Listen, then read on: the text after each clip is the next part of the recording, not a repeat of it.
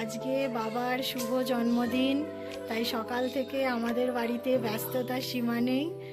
মা প্রত্যেকটা রান্না নিজের হাতে করেছে, আমরা শুধু জোগাড়ে ছিলাম।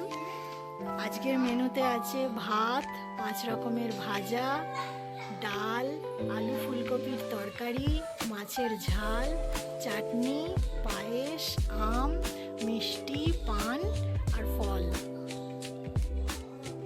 এই হলো আমাদের ঘরোয়া জন্মদিন, যেটা প্রত্যেক বছর হয়, আর আমরা সবাই মিলে সেটা খুব মজা করে দিনটাকে পালন করি।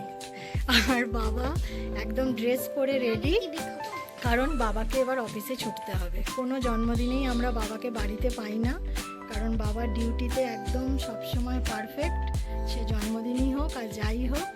তো আজকের দিনটাও সেটার ব্যতীত নয়।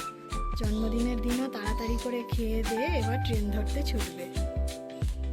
অনেক ভালো থাকুন, সুস্থ থাকুন, আর এইভাবেই আমাদের সাথে থাকুন, পাশে থাকুন।